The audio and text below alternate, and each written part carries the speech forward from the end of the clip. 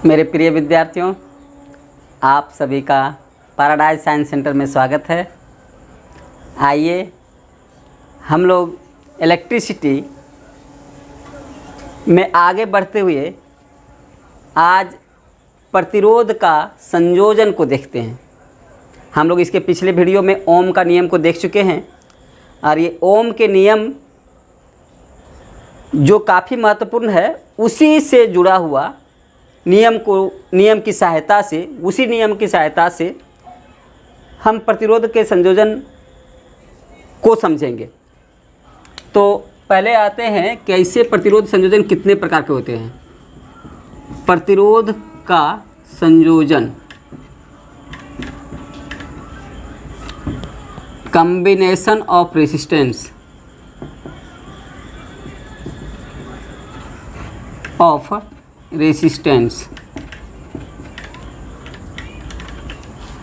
हमारे प्रतिरोध का संयोजन दो तरह से होते हैं। पहला को हम लोग कहते हैं श्रेणी क्रम संयोजन। ये दो प्रकार होते हैं, श्रेणी क्रम संयोजन, इसको सीरीज कॉम्बिनेशन कहते हैं, सीरीज कॉम्बिनेशन कहते हैं। और दूसरा को कहा जाता है समानांतर संयोजन, समानांतर क्रम संयोजन, समानांतर क्रम संयोजन।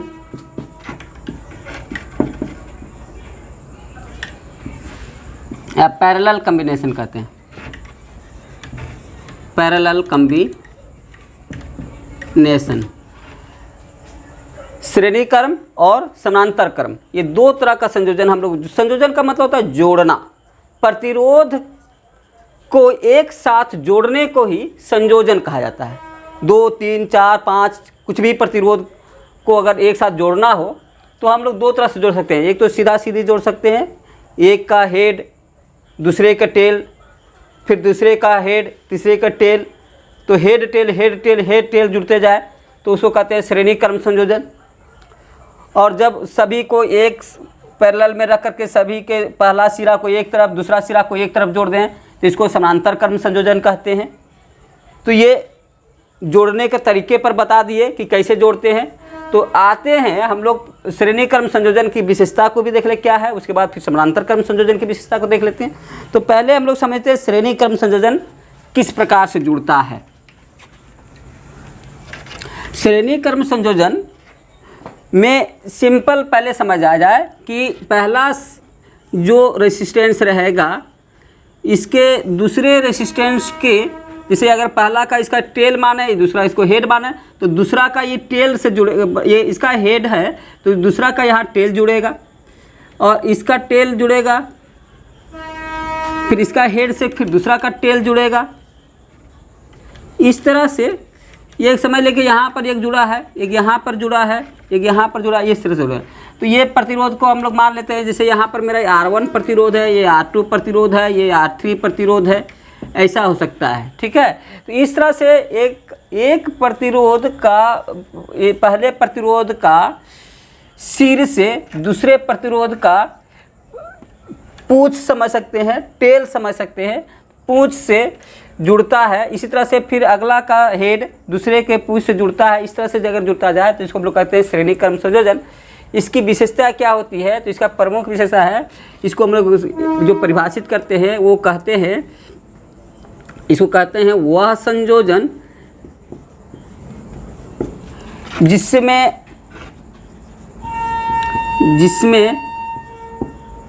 सभी प्रतिरोधों में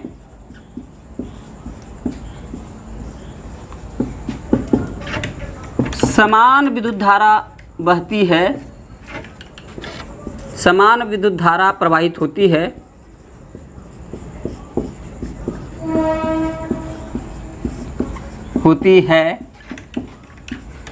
तो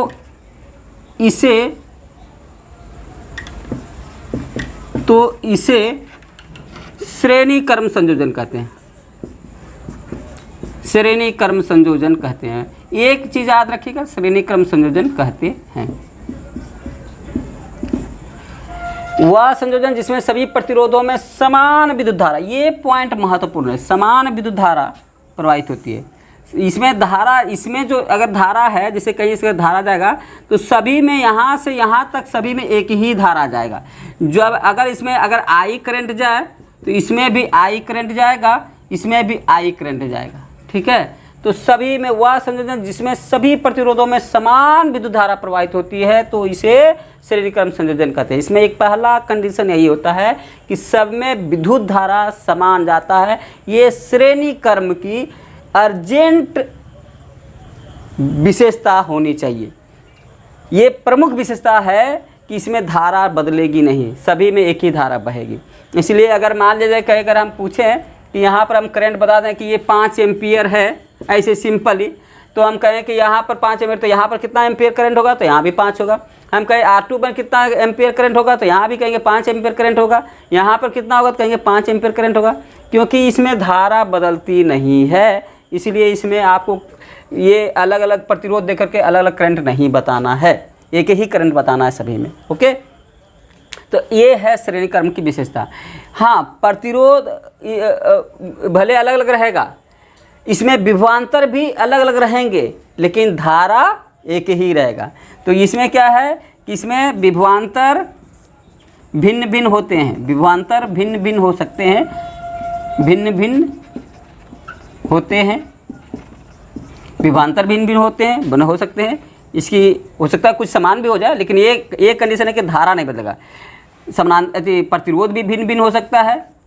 प्रतिरोध जैसे यहाँ हम 2 ओम भी रह सकते हैं, या नहीं तो 2 ओम 3 ओम 4 ओम भी रह सकते हैं। प्रतिरोध भिन्न भिन्न हो सकता है या समान भी हो सकता है, इसका बात नहीं है, लेकिन भिन्न भिन्न होते हैं।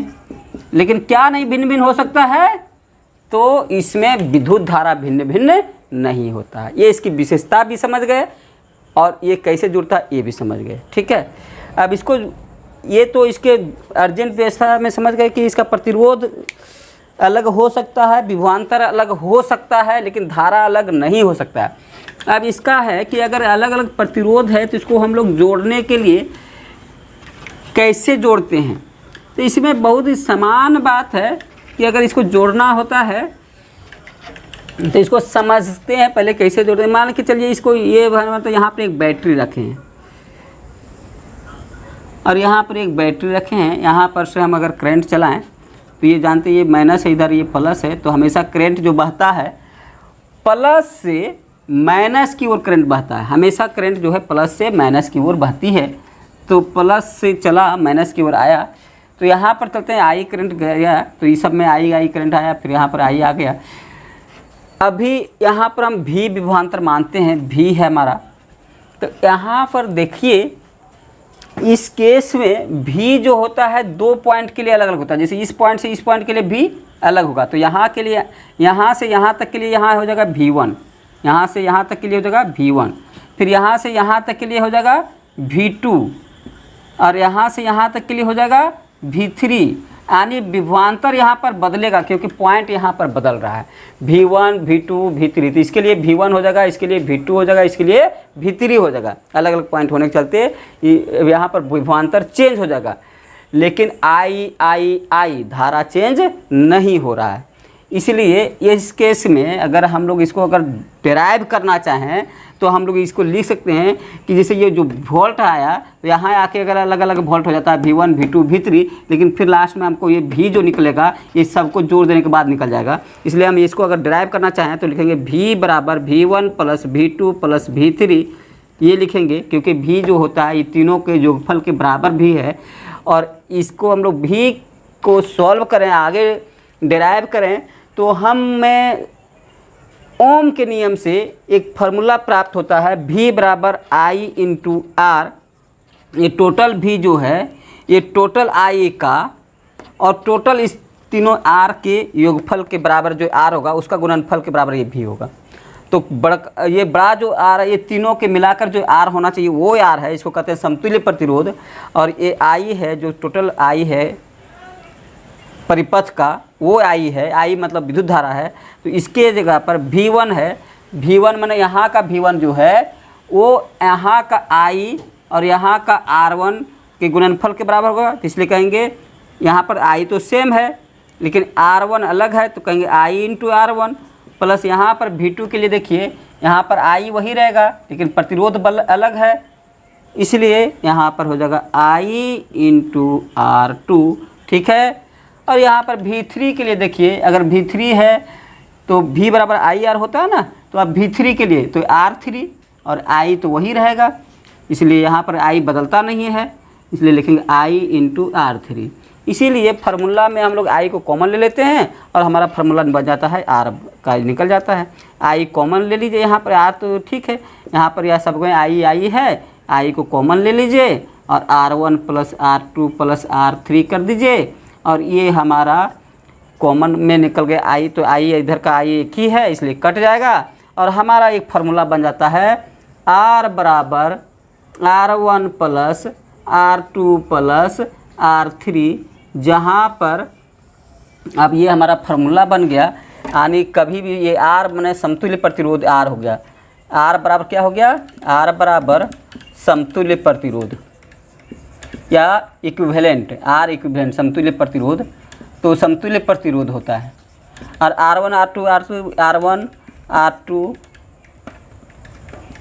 R3 ये सब हैं भिन्न भिन्न प्रतिरोध, भिन्न प्रतिरोध श्रेणी क्रम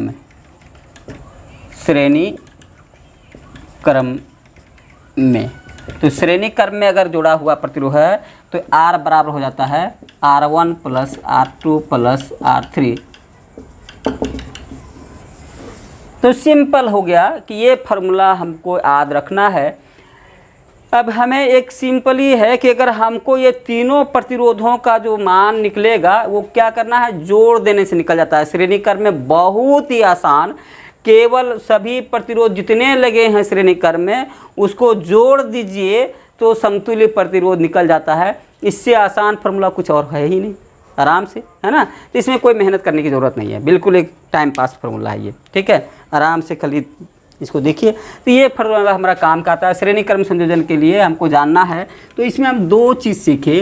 पहला सीखे कि श्रेणी क्रम संयोजन में I समान रहता है, विद्युत धारा समान रहता है और विभवांतर अलग होता है।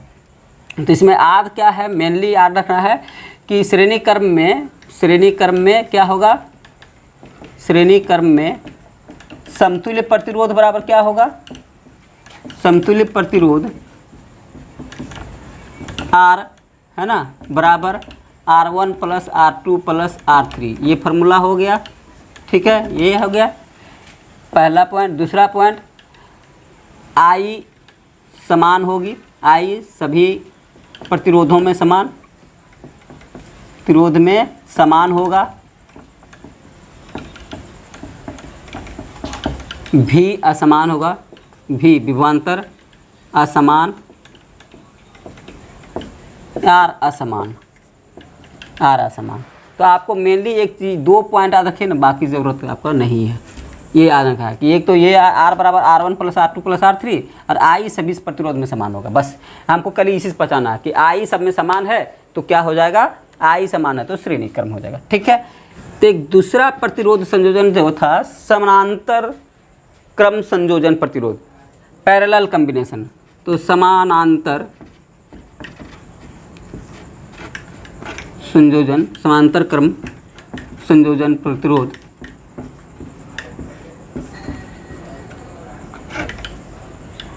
समांतर क्रम संयोजन, समांतर क्रम संयोजन, इसको कहते थे पैरेलल कॉम्बिनेशन।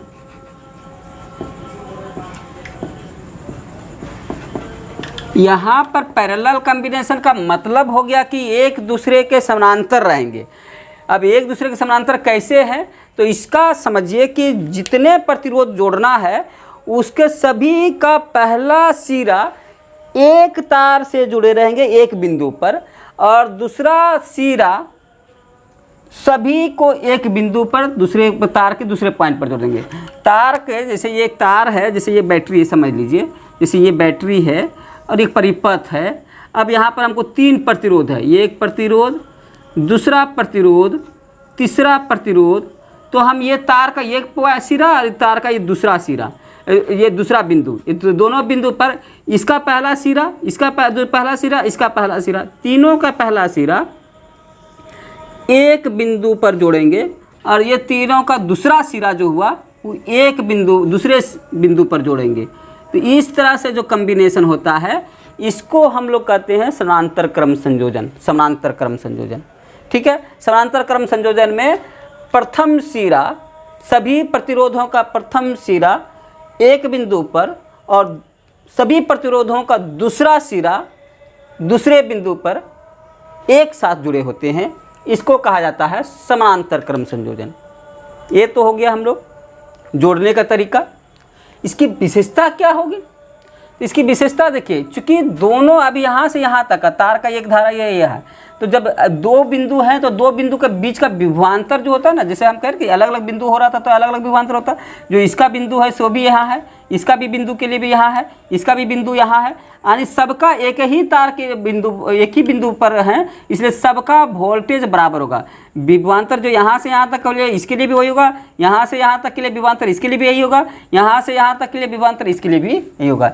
इसलिए यहाँ पर विभवांतर जो होता है ये सभी का कांस्टेंट होगा। तो अगर यहाँ पर हम भी दिए हैं वोल्टेज, तो इसके लिए भी वोल्टेज यानी इसके लिए भी सेम रहेगा, इसके लिए भी सेम रहेगा, इसके लिए भी सेम रहेगा।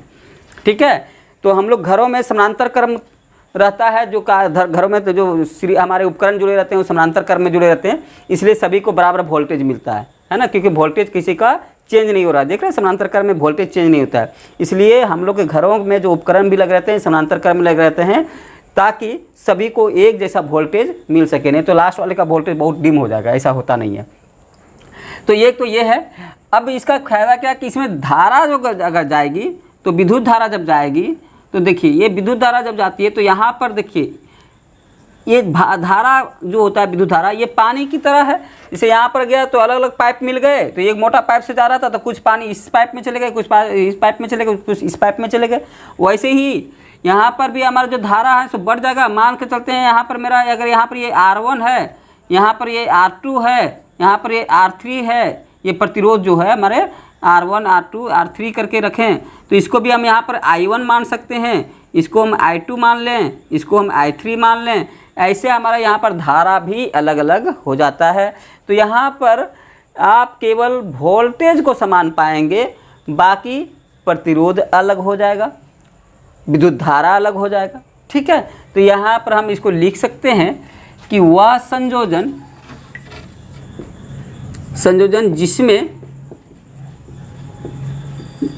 जिसमें सभी प्रतिरोधों में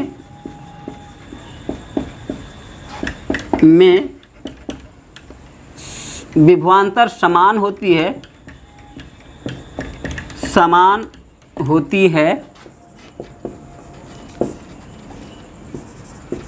उसे समानांतर क्रम संयोजन कहा जाता है। उसे समानांतर क्रम संयोजन कहा जाता है, संयोजन कहा जाता है। ये है इसका समझने का तरीका। ठीक है, तो अगर समानांतर क्रम संयोजन समझा जाए तो यहाँ पर भी सबका वोल्टेज या सबका विभव या सबका विभवांतर एक समान होता है, और लेकिन विद्युत धारा अलग अलग होता है। ठीक है, अब इसका जो डेरिवेशन अगर लाया जाए कि समतुल्य प्रतिरोध क्या होगा R1 R2 R3 के लिए, तो हम लोग फिर यहाँ ओम के नियम के सहायता से देखेंगे कि जैसे अगर हमें देखा जाए कि ये जो I है, यहाँ पर हमको अगर इसके चलते I धारा बही, कौन धारा बहा रहा? I करंट एम्पियर बह रहा है। I एम्पियर धारा अगर यहाँ पर जाता है तो तीन भाग में बढ़ जाता है, I1 I2 I3। लेकिन फिर आपस में जैसे यहाँ पर जैसे कि तीन पाइप में पानी गया, लेकिन फिर आपस में यहाँ पर आकर क्या हो जाता है? I1 I हो जाता है। तो अल्टीमेटली जो I हुआ ही है वही I1 I2 है। तो ये तीनों को जोड़ देंगे तो हमको I मिल जाना चाहिए। इसलिए हम इसको ड्राइव करने के लिए लिख सकते हैं I1 is equal to I1 plus I2 plus I3। और ये जो हमारा है इसको फिर हम यहाँ पर उसका ओम के नियम के आधार पर समझते हैं। I बराबर हमारा होता है, चूँकि V बराबर IR होता है ये ओम के नियम से, इसलिए I बराबर क्या होता है? तो V बटा R। I बराबर क्या हो जाएगा? V बटा R ओम के नियम से। और यहाँ पर हम करते हैं I1 बराबर क्या हो जाएगा? तो यहाँ पर देखिए I1 के लिए ये है I1, तो V है वोल्टेज, R1 है प्रतिरोध। तो यहाँ पर I1 के लिए लिखेंगे तो V तो सबके लिए रहेगा एक ही, यहाँ सबके लिए V एक ही है, V तो V, लेकिन प्रतिरोध अलग है, इसका R1 है तो प्रतिरोध R1 कर दिए, और प्लस तो प्लस यहाँ I2 है, I2 पर आइए, I2 में प्रतिरोध कितना है R2 और विभव कितना है V, तो यहाँ पर फिर लिखेंगे V बटा R2, और फिर इस पर आ जाइए I3 पर, I3 ये है, V है वोल्टेज और R3 है विभव, सॉरी R3 है प्रतिरोध, तो इसका वोल्टेज यानी विभव V और प्रतिरोध R3 लिखेंगे।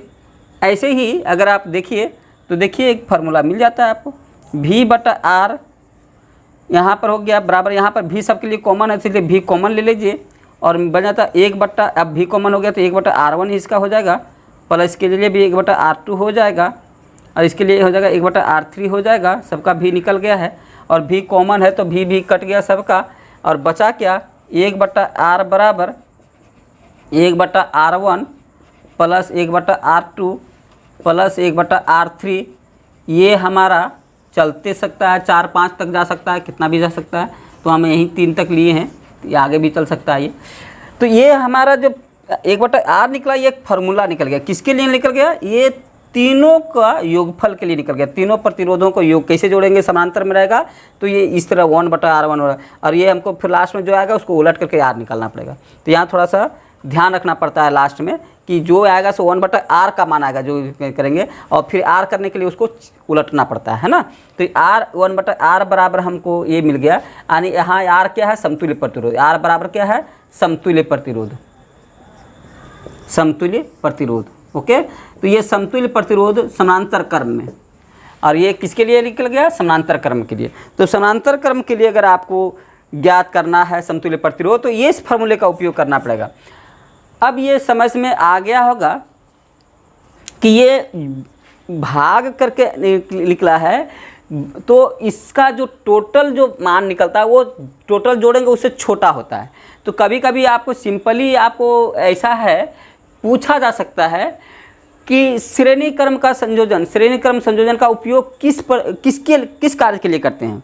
तो स्पेशली जब प्रतिरोध को बढ़ाना होता है, छोटे छोटे प्रतिरोध से बड़ा प्रतिरोध का काम लेना पड़ता है। जैसे आपका 2-2 ओम का 4-5 को प्रतिरोध है, ठीक है, और आपको 5 प्रतिरोध 10 ओम बनाना है, तो क्या करेंगे 2-2 ओम को 5 को सीरीज से जोड़ दीजिए तो आपको 10 ओम का बन जाएगा।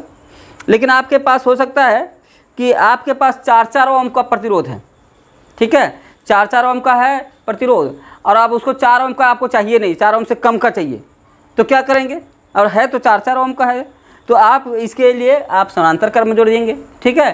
तो ये देखेंगे कि आपका ये फिर जब 4-4 ओम का है तो वो 2 ओम का हो जाएगा। अगर 2 ओम का 4-4 ओम से 2 ओम का काम लेना है तो समानांतर क्रम में जोड़ दीजिए, और 2-2 ओम से 10 ओम का काम लेना है तो श्रेणी क्रम में जोड़ दीजिए।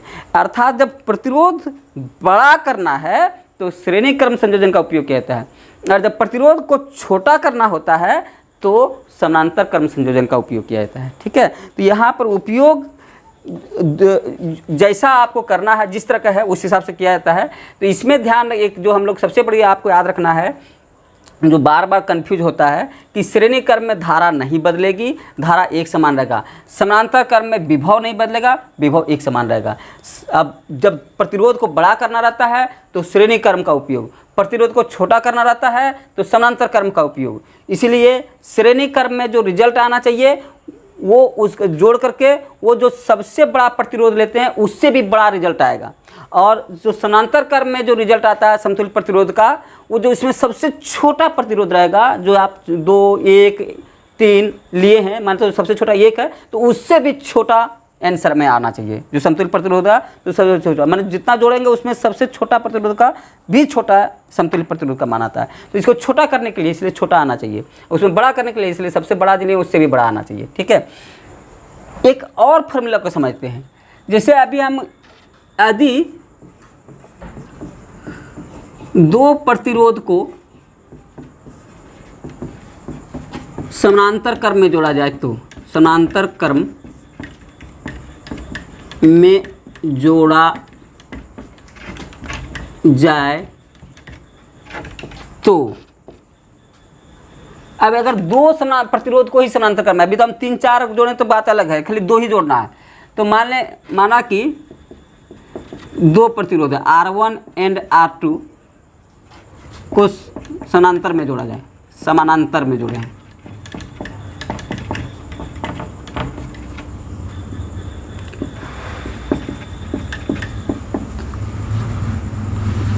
तुल्य प्रतिरोध R बराबर क्या, इसको समझिए। यदि 2 प्रतिरोध को समानांतर क्रम में जोड़ा जाए तो क्या होगा, तो R बराबर क्या है, ठीक है। तो समतुल्य प्रतिरोध बराबर क्या, ऐसा लिखते हैं, रुकिए।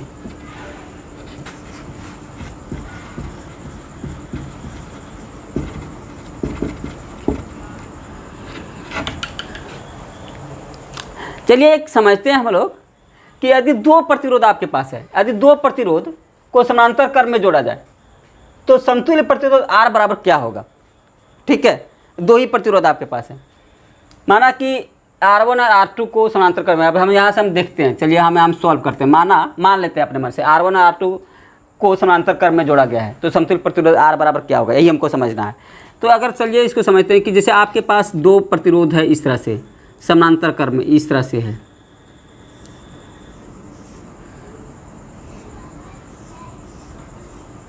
ये है, बैटरी हो या कुछ हो इससे मतलब नहीं है, इधर का आपको मतलब नहीं।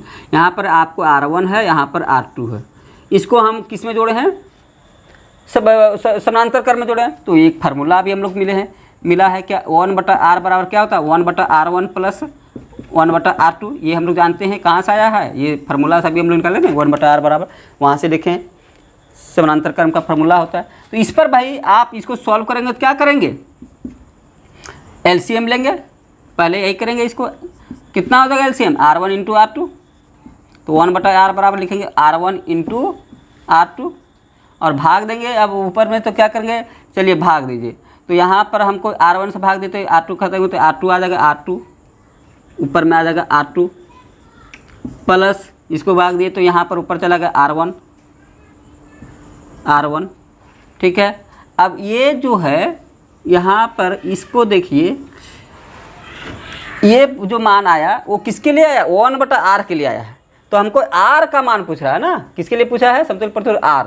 तो R के मान के लिए क्या करना पड़ेगा, R के मान के लिए निकलता है R1 इंटू R2 बट्टा R, इसको हम सिंपली R1 प्लस R2 भी लिखे थे, कोई दिक्कत नहीं, R1 प्लस R2 ये निकलता है हमको, ठीक है। तो अगर सिंपल आपको क्वेश्चन पूछा जाए एक इस तरह से, तो ये एक फार्मूला भी बन जाता है, ये हमारा एक सूत्र बन गया कि कभी भी अगर 2 ही प्रतिरोध दे, 3-4 दे दे तो इस पर नहीं चलेगा, तब तो गड़बड़ हो जाएगा, ठीक है। आपको अगर 2 ही प्रतिरोध दे दे, उसमें 3-4 में तो इस तरह करेंगे तो बहुत झंझट हो जाएगा। इसलिए 2 प्रतिरोध जब रहता है तो बहुत आसान फार्मूला एक बन जाता है हमको कि दोनों प्रतिरोध जो दे उसको ऊपर में गुना करके नीचे से जोड़ करके भाग दे दीजिए। जैसे एग्जांपल, अगर आपको 4 ओम दे दिया जाए ऊपर और 4 ओम दे दिया जाए नीचे, 4 ओम और 4 ओम, है ना। तो क्या करेंगे, 4 गुने 4 बराबर 4 चौका 16 और 4 जोड़ देंगे, 4 दूना 8, 16/8 बराबर 2 ओम, ठीक है। तो एक आसानी से बन जाता है। ये एक बहुत बढ़िया इंपॉर्टेंट फार्मूला है। इसको एक फार्मूला के ज़्यादातर दो ही प्रतिरोध वाला ज़्यादा क्वेश्चन रहते हैं आपके ऑब्जेक्टिव में, इसलिए बहुत इंपॉर्टेंट फार्मूला हो जाएगा ये, ठीक है। इसको भी आप एक उसी तरह साथ रखिएगा। R बराबर समतुल्य प्रतिरोध R बराबर होता है क्या, यही उठा कर रख दीजिए यहाँ पर, R1 इंटू R2 बट्टा R1 प्लस R2, ठीक है। ये एक फार्मूला बन जाता है। तो R बराबर, ठीक है। अगर 2 प्रतिरोध को ही जोड़ना हो तो, अगर 3 हो जाए तब ये फार्मूला का उपयोग नहीं करेंगे, 4 हो जाए तो नहीं करेंगे, केवल जब 2 रहेगा समानांतर क्रम में तब इसका उपयोग करेंगे, ठीक है। चलिए, जैसे हमारे पास एक क्वेश्चन है, ये हम कहते हैं इधर से एक प्रतिरोध यहाँ कुछ जोड़ा गया है, फिर यहाँ कुछ जोड़ा गया है, फिर यहाँ आया है और यहाँ पर आया है और यहाँ पर आया है, ऐसे जोड़ दिया है। अच्छा, पहले अभी हम यहाँ पर 2 ही जोड़ लेते हैं ताकि आपको एक समझाते हैं फार्मूले का उपयोग। तो उसके बाद फिर हम तीसरा जोड़ेंगे। यहाँ पर इसे कर दिया है और फिर यहाँ पर इस तरह से कर दिया, यहाँ पर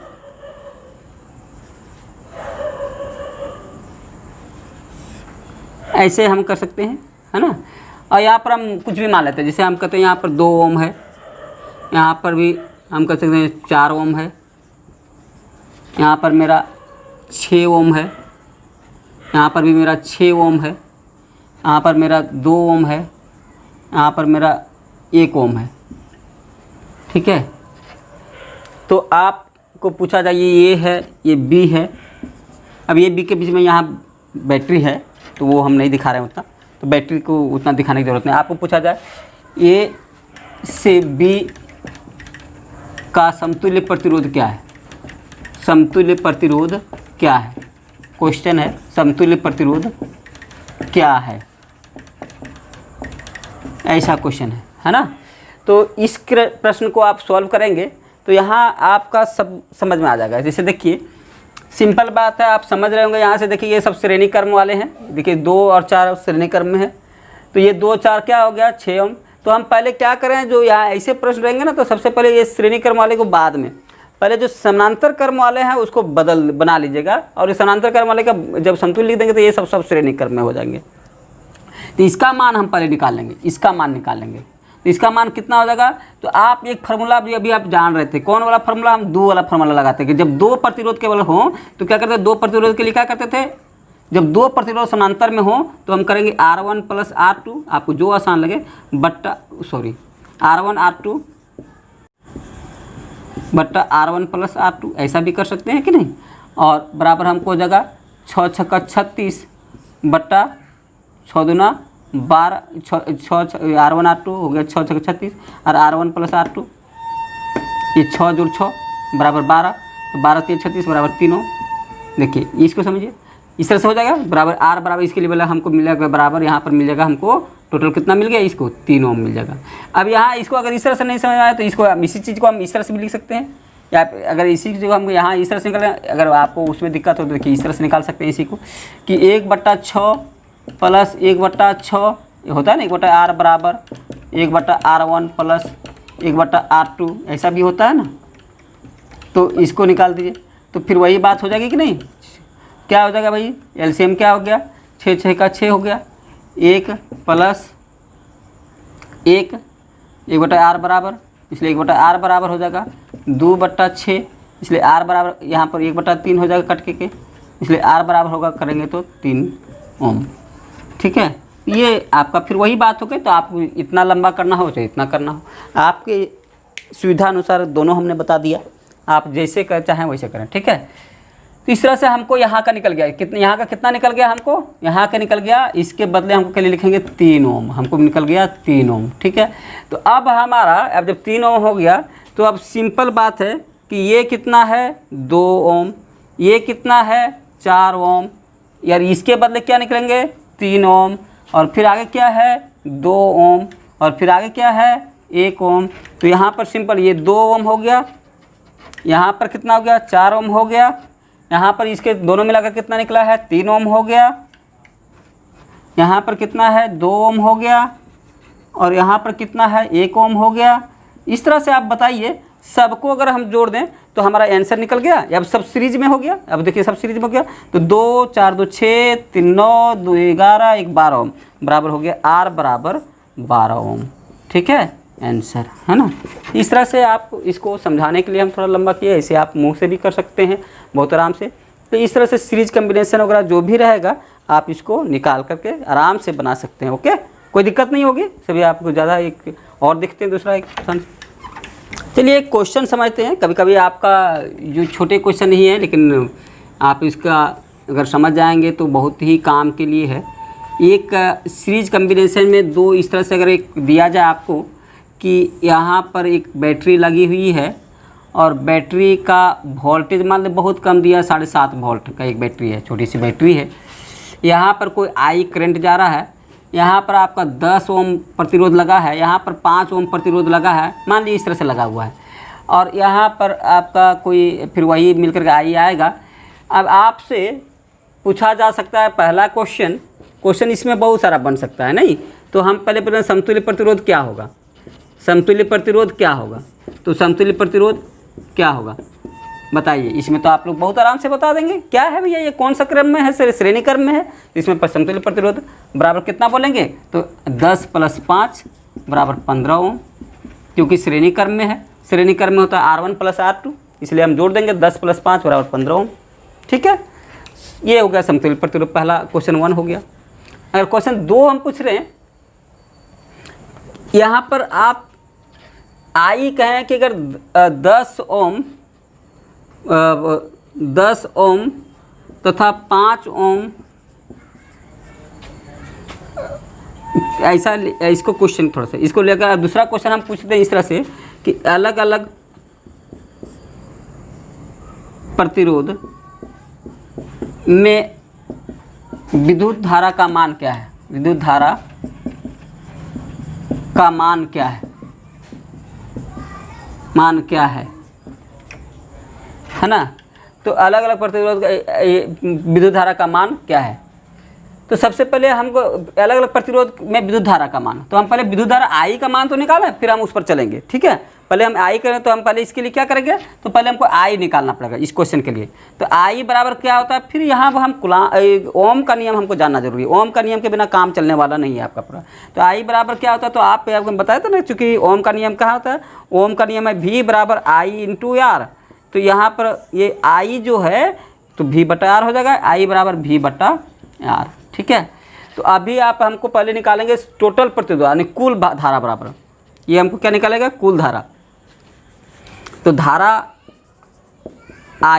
बराबर I = V/R, इसलिए I बराबर कितना हो जाएगा, तो आपका V कितना है 7.5 ओम, 7.5 वोल्ट, और R कितना है, तो हमारा R अभी निकला है 15 ओम। टोटल जो R निकला है वो 15 ओम निकला है। ये कट जाएगा तो कितना होगा 2, यानी I = 1/2 बराबर, इसको अगर कहें तो 0.5 एम्पियर, इसको अगर आधा एम्पियर निकला। तो विद्युत धारा हम लोग को कितना निकला, I बराबर हो गया 0.5 एम्पियर, ये 0.5 एम्पियर हो गया। ठीक है, ये फार्मूला हम लोग जानते हैं, फार्मूला से निकल रहा है ना। अब इसको अगर हम कहें कि अब ये क्वेश्चन आपका अलग अलग प्रतिरोध में विद्युत धारा का मान क्या है, तो चूंकि ये कौन सा क्रम में है, श्रेणी क्रम में, और श्रेणी क्रम में कंडीशन होता है कि विद्युत धारा किसी में अलग अलग नहीं होता, सब में एक ही विद्युत धारा बता है।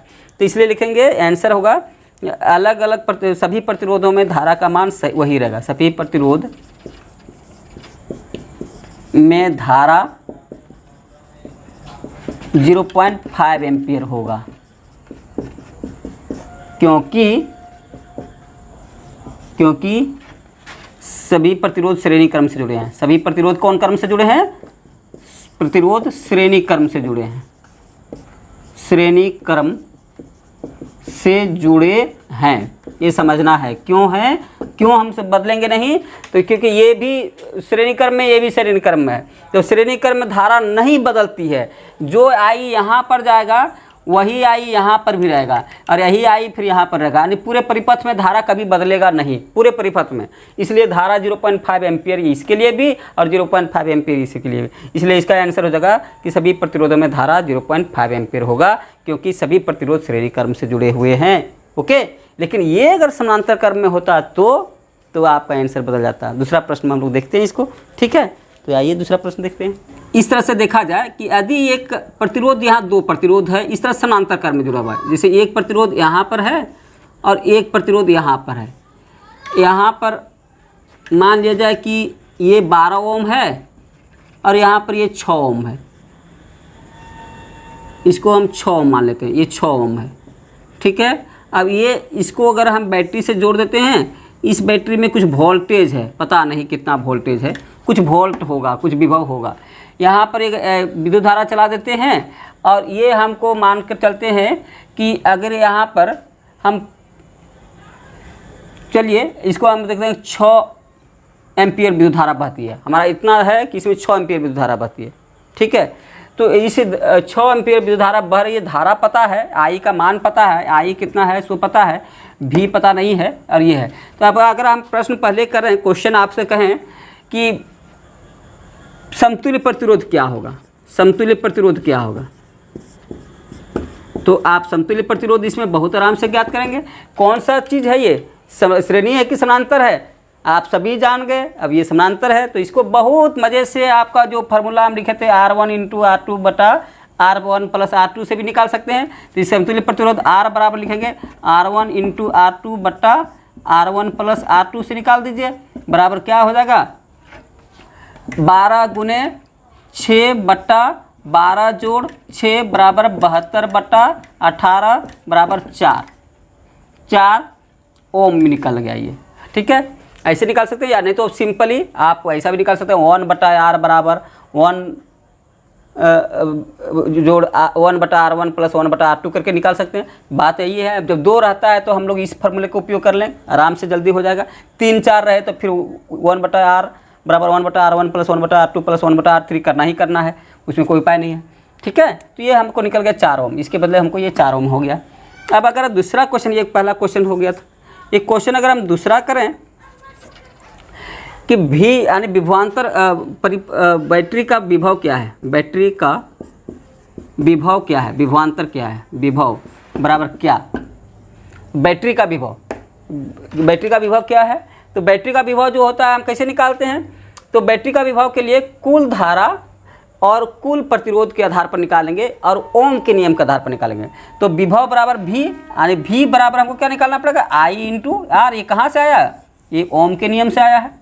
तो यहाँ पर हम निकालेंगे तो क्या हो जाएगा हमको V बराबर IR। तो V हमारे लिए है पता नहीं कितना है, तो हम V बराबर लिखेंगे, यानी V बराबर हमको निकालना है 6, धारा है दिया हुआ 6 और एक R दिया है 4, तो ये होगा 6 × 4 बराबर 24 वोल्ट। निकल गया बैटरी का मान कितना हो गया 24 वोल्ट। तो यहाँ हमको आ गया V बराबर कितना 24 वोल्ट आ गया। ठीक है, ये हो गया। अब जो क्वेश्चन है, अब क्वेश्चन है तीसरा, अलग अलग प्रतिरोध का धारा ज्ञात करें, प्रतिरोध का धारा ज्ञात करें, धारा ज्ञात करें। ये क्वेश्चन यहाँ पर बताइए महत्वपूर्ण है। ठीक है, अगर हम कहें अलग, अब यहाँ पर सोचना पड़ेगा कि वहाँ पर अभी हम लोग इसके पीछे वाले क्वेश्चन में देख रहे थे कि धारा के लिए एक ही धारा सब में बह था क्योंकि श्रेणी क्रम था, लेकिन अब यहाँ भी एक ही धारा बहेगा क्या, यहाँ पर एक ही धारा नहीं बहेगा। इसलिए अब यहाँ पर जाएगा धारा, तो यहाँ आगे हो जाएगा I1 और यहाँ हो जाएगा I2, यानी धारा यहाँ अलग अलग हो जाएगा।